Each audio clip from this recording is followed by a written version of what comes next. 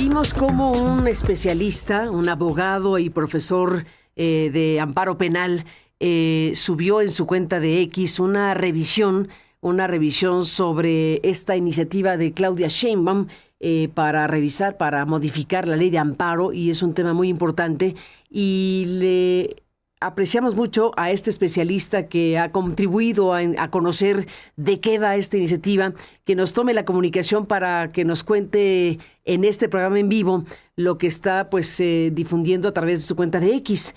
La iniciativa Sheinbaum para reformar la ley de amparo se podría organizar de diferentes temas, nos dice Luis Eliud Tapia Olivares, y él mismo va desglosando los puntos específicos de esta iniciativa en un tema tan importante. Luis, gracias por tomar la comunicación esta mañana. Bienvenido y feliz 16 de septiembre. Hola Carmen, gracias por invitarme. Igualmente gusto saludarte y saludar también a la audiencia para hablar de ese tema importante. En pleno comiendo pozole nos llegó la reforma y me puse a leer. Comiendo pozole tal cual, es que sí, a ver, es en qué día, ¿no? Sí, totalmente. Parece que a propósito, digamos, como muchas personas abogadas en México que nos dedicamos al amparo, en específico me ha tocado varios años litigar amparo como abogado en el Centro Miguel Agustín Pro Juárez. Cuando se toca el amparo, que es la figura por excelencia para proteger derechos humanos, de la que presumimos además fuera de México, nos preocupa cómo es regulada, la manera en que se discute, y en este caso podría ser una de las reformas más importantes en materia de amparo desde que entró en vigor nuestra ley de amparo vigente, que es de 2013, es de abril de 2013. El paquete de reformas que ha presentado la Consejería Jurídica, pero en específico la presidenta Sheinbaum, intenta modificar el amparo. Yo lo que le digo a esta reforma rápidamente es que es una reforma pro autoridad. Pro Otra autoridad. vez, Oye, fíjate, es contra la razón de ser del amparo, ¿no? El amparo es justamente para ampararte de la acción de la autoridad, y aquí dices es una reforma pro autoridad. Esta es la frase con la que empiezas el análisis. Qué tremendo. sí, sí, es preocupante. Me parece que otra vez, como con la reforma judicial, hay algunas cosas del diagnóstico medianamente correctas que uno lee en la exposición de motivos, pero la receta es incorrecta, ¿no? Es cierto que es necesario mejorar el acceso a la justicia, que la mayoría de las personas accedan al amparo. Todo el mundo, eso lo tenemos claro. Luego dice que el amparo es un mecanismo que tiene arraigo popular, y ahí en eso no coincido.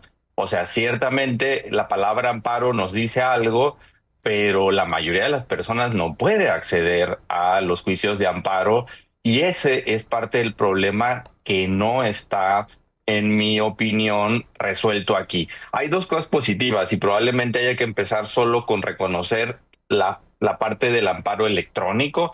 Hay un fortalecimiento del amparo electrónico. No se inventó con esta, no se está proponiendo inventar, porque he visto algunas personas, sobre todo a favor de las autoridades, diciendo que casi que se está inventando el amparo electrónico o virtual. Eso ya existía, pero se intenta fortalecer.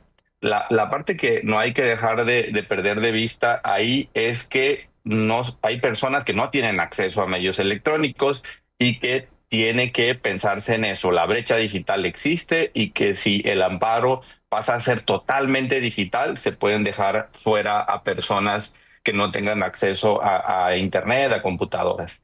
El otro tema es la determinación de plazos y términos. Por primera vez hay una propuesta para ordenar que se dicte la sentencia en 60 días naturales después de la audiencia constitucional.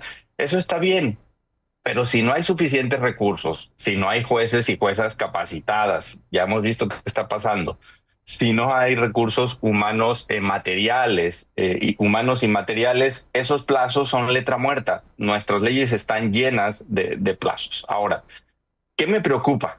Empiezo con el interés legítimo. El interés legítimo ha sido una figura que amplió las puertas del acceso al amparo. Yo podría ponerles muchos ejemplos de cómo se ha utilizado el interés legítimo, pero quería decir dos y puedo decir más. cuando trabajaba en el Centro Pro presentó un amparo junto con las familias de Yotzinapa para cuestionar la investigación administrativa contra Tomás Herón. Ujú, Tú lo reportaste, Carmen, e incluso entrevistaste a César Chávez cuando ujú. se diluye la investigación por tortura contra Tomás Herón, una investigación administrativa, y regularmente en esos casos las partes que presentan una queja no pueden hacer nada. Se utilizó la figura de interés legítimo para presentar un amparo contra esa conclusión de la investigación administrativa falente y fue una figura útil. Artículo 19 utilizó el interés legítimo para cuestionar la omisión del Congreso de legislar en materia de publicidad oficial. De esa manera, la Suprema Corte estudió el amparo que presentó artículo 19. Se ha utilizado en amparos contra la Ley de Seguridad Interior, por ejemplo, el interés legítimo por parte de organizaciones de derechos humanos o en amparos presentados por comunidades indígenas contra megaproyectos que afectan el medio ambiente. Es una figura fundamental. Ahora, hay una propuesta de definir el interés legítimo que genera preocupación, que genera posibilidades de que en realidad se limite la utilización de esta figura y que menos personas puedan acceder al amparo. Entonces, para mí, cuando lo leo, me preocupa que ahora se está pensando a favor de las autoridades y no a favor de las personas que promueven amparos. Hay una más que algunas personas coincidimos en que puede ser también de las más preocupantes, que es que se está cambiando la suspensión. La suspensión de amparo es también central para que esta figura sea efectiva. Si no tenemos suspensión, prácticamente los amparos no sirven. Yo creo que lo que se pone de ejemplo es que si yo presento una suspensión contra una orden de autoridad que dice que se tiene que demoler mi casa y considero que la orden de demolición es inconstitucional, obviamente al presentar el amparo voy a decir, por favor, que se detenga la demolición mientras se Ujú. revisa los méritos de mi demanda. Porque si se continúa la demolición, cuando se termine el amparo, meses después o años después, ya mi casa estará derribada y no tendrá sentido el resultado final. Hay nuevas limitaciones a la posibilidad de suspender demandas de amparo. Me preocupa también cómo está siendo visto esto porque parece una reacción frente a suspensiones de amparo que no le gustaron a la administración en el pasado. Por ejemplo, la suspensión emitida en materia de reforma eléctrica. Y como hubo una suspensión con efectos generales en ese momento frente a una reforma que se consideraba violatoria de derechos humanos, ahora parece que esta es una reacción frente a este tipo de suspensiones. Creo que esa es una preocupación No, también. bueno, sí. Ahora, quería decir una última que siento que está pasando desapercibida, que tiene que ver con el cumplimiento y ejecución de sentencias. Se les da nuevas oportunidades a las autoridades para que justifiquen no cumplir con sentencias. Las autoridades ahora podrían alegar imposibilidad jurídica o material. Uy. Si tenemos un amparo que no se va a cumplir, no sirve el amparo. Si no va a funcionar la suspensión, si no va a funcionar el interés legítimo, y si logro ganar el amparo con todos esos obstáculos, y se va a justificar las autoridades diciendo que hay imposibilidad jurídica o material de cumplimiento, entonces el amparo no sirve. Y esto no es hipotético. Este fue el argumento que utilizaron las autoridades durante el gobierno de Peña Nieto para no cumplir, no querían cumplir la sentencia que ordenó crear una comisión de investigación para el caso Ayotzinapa. Decían que había imposibilidad jurídica y material de cumplimiento. Entonces, ahora veo ese mismo argumento, pero ya en la ley de amparo, a partir de esta propuesta, que por cierto, no vi que haya sido discutida, no vi que haya sido producto de una consulta amplia con la sociedad civil, con las personas afectadas, con la academia, sino que viene simplemente de una decisión interna de la administración sin que hasta el momento, todavía es posible, se haya abierto una consulta amplia. Sí, bueno, todavía es posible porque se entregó ayer, ¿no? Al final de cuentas se entregó al Senado de la República esta iniciativa de modificaciones a la ley de amparo al Senado, ¿cierto? Sí, sí, se presenta al Senado de la República. Todavía, digamos, lo ideal sería que se convocara un parlamento abierto para discutir cada uno de los puntos presentados en esta iniciativa. La verdad también me toma por sorpresa porque me estoy haciendo publicidad, pero se acaba de publicar un libro en el que escribí un artículo que se llama Las necesidades del juicio de amparo, con una propuesta de modificaciones a la ley de amparo. Y ahí lo que empiezo diciendo es, necesitamos volver a los orígenes. El amparo era una figura noble, abierta para la población, y ahí cito, por ejemplo, a Felipe Tena Ramírez, que dice que el amparo se convirtió en un juicio esotérico por su tramitación, ¿no? Y que ahora, digamos, la propuesta central es hagamos que el amparo sea accesible para todas las personas e incluso que se tenga que prescindir de abogados y abogadas. Ahí mis colegas no me van a querer por lo que estoy diciendo, ¿no? Porque Prescindir, representa sí. mucho dinero No, bueno, sí. que haya representación jurídica, pero para mí el amparo, como la tutela colombiana, debería poder presentarse sin tener abogado y abogada. Y el ejemplo que utilizo es el amparo contra la desaparición forzada de personas. Prácticamente se ha ido mejorando la regulación del amparo contra desaparición forzada o el amparo habeas corpus o buscador también le dicen, al grado de que un familiar de una persona desaparecida podría presentarlo sin abogado. Luego, depende de cómo reaccione cada tribunal y hay que mejorar mucho eso, pero para mí ese debería ser el objetivo, que la suplencia de la queja se fortalezca, que se revisen las causales de improcedencia. Ahora hay muchas razones por las cuales el amparo no procede. O sea, uno tiene un capítulo amplio en la ley de amparo para que el amparo no proceda y todas esas quejas quedan intocadas. O sea, si de verdad vamos a iniciar una reforma integral completa a la ley de amparo, que sea una reforma pro persona, como dice el artículo primero constitucional, y no pensado en las autoridades y no pensado en el debilitamiento de la figura del juicio de amparo. Desafortunadamente, el contexto en el que se está presentando esta reforma hace pensar que va a pasar sin mayor discusión, No, pues sí. Como están y las luego cosas, la sí. Suprema Corte, ¿no? Ujú. Bueno, como están las cosas, ya uno da por sentado que esto va a pasar. No se antoja posible en este momento de la realidad mexicana que haya un debate robusto, riguroso. Bueno, robusto, a ver, que haya un debate, aunque se espera que la oposición pueda plantear las preocupaciones más importantes. Estamos frente a una planadora, para decirlo científicamente, como en los tiempos que creíamos idos. Desafortunadamente, si nos remitimos a la reforma judicial, se abrieron unos diálogos, 8 diálogos nacionales, me tocó participar en uno y luego nos dijeron, no vamos a cambiar nada, nada de lo central. Uf. Se dijo que hubo 100 cambios, pero ninguno fundamental y además muchos para empeorar. Había requisitos de 3 años de experiencia para ser juez federal y los quitaron y ahora es 0 años para ser juez de distrito. Entonces a veces ya no sabe uno si los diálogos van a terminar empeorando o mejorando las reformas.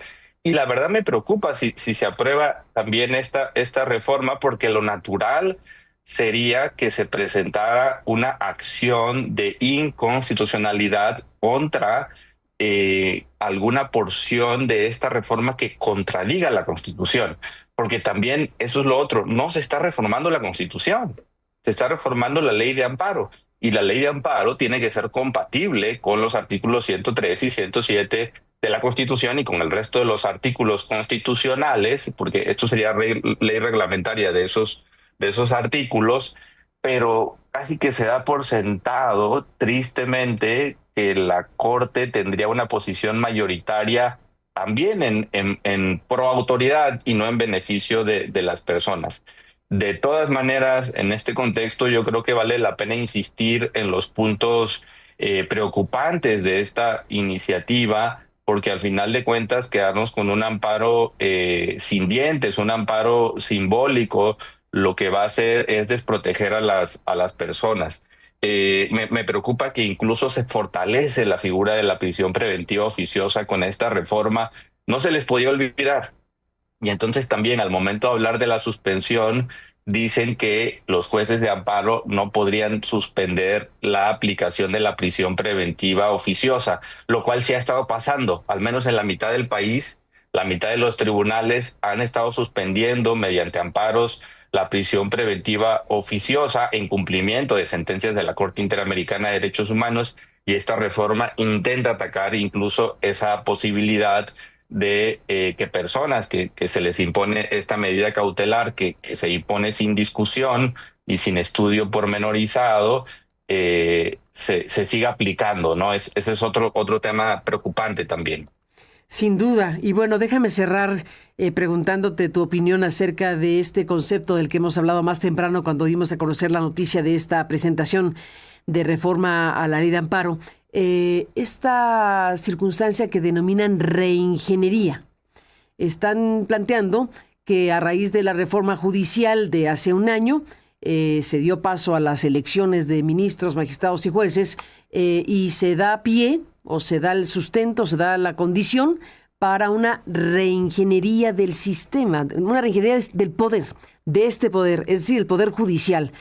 Si esto es así y la reforma, la ley de amparo forma parte de esta reingeniería, como dice el gobierno, ¿qué tipo de reingeniería es esta? Me preocupa la verdad si lo que busca es, se busca una reingeniería porque uno estudia la exposición de motivos y la intenta conectar con la reforma judicial, porque así lo hace la propia exposición de motivos, y la preocupación que me genera es que se busque presumir que todos los actos de autoridad son correctos, son legítimos, solamente porque fueron aprobados por una autoridad y que se utilicen conceptos positivos de manera perversa. O sea, el bien público, la democracia, son todos conceptos positivos. Sí. La colectividad, el interés de la sociedad, el interés de la colectividad, todos estos principios están puestos ahí, pero al aplicarlos en el amparo, en realidad lo que se está haciendo es desprotegernos como personas y darle mayores posibilidades más bien a las autoridades. Entonces, ahora se presume que todo lo que hace la autoridad está bien, y existen principios, existe un principio de presunción de constitucionalidad de las normas, pero ahora estaríamos hablando del principio de presunción de constitucionalidad de actos solo porque vienen del Ejecutivo o solo porque vienen del Poder Legislativo, dejándonos sin posibilidades de defensa. Si la suspensión pierde sentido, si el interés legítimo pierde sentido, si la posibilidad de cumplimiento de las sentencias pierde sentido, esta reingeniería en realidad es una visión en la que el amparo ya no va a servir, ya no nos va a servir a las personas, y va a ser nada más un mero ornamento, un adorno, del que vamos a poder hablar como un mecanismo histórico para proteger derechos humanos, pero que en la vía de los hechos no va a poder proteger a las personas. Y también preocupan porque ahora hay nuevos, al menos la mitad, ¿no? De magistrados, magistradas, jueces y juezas están llegando, y que ahora tengan esta visión de: no vamos a darle la razón a las personas que presentan amparo, vamos a darle la razón a las autoridades. No sé si esa es la reingeniería que se está buscando a partir de este grupo de reformas, pero da la impresión que esa podría ser, ¿no? La que ve a la autoridad como la favorita en el amparo, a la autoridad responsable, y que ve a la persona quejosa como enemiga de la autoridad, ¿no? Y que no tiene una protección frente a estos actos. Al final tiene que ser lo contrario, ¿no? El amparo es la figura para que una persona que no tiene poder, que no tiene acceso a los recursos, se pueda defender frente al Estado, que tiene todo el poder y todas las posibilidades de actuar de modo arbitrario. Y eso creo que debe preocuparnos a todas las personas. Pues ahí está este tema importantísimo y te aprecio mucho, abogado y profesor. de Amparo Penal en la Maestría de Derecho Constitucional y Amparo de la Universidad Iberoamericana Campus Torreón, Luis Eliud Tapia Olivares, que estés aquí para hablar del tema y seguiremos en contacto si me lo permites. Gracias por tu explicación. Muchas gracias por invitarme, Carmen. Un saludo a la audiencia. Un saludo para ti, saludos a Torreón. Y bueno, pues aquí está bueno, más que el informe, el análisis de esta iniciativa sobre la ley, bueno, para reformar la ley de amparo. Y pues ya lo explicó el profesor, este profesor de amparo penal, cómo se está pretendiendo, bueno, entre otras cosas, la regulación del amparo electrónico, las limitaciones a la ampliación de la demanda. El punto 3, la introducción de una definición de interés legítimo. El punto 4, que en su cuenta de X le explica también cambios en el funcionamiento de la suspensión de amparo a petición de parte. En específico, se introducen nuevos supuestos para negar la suspensión si se considera que concederla contraviene el interés social o disposiciones de orden público.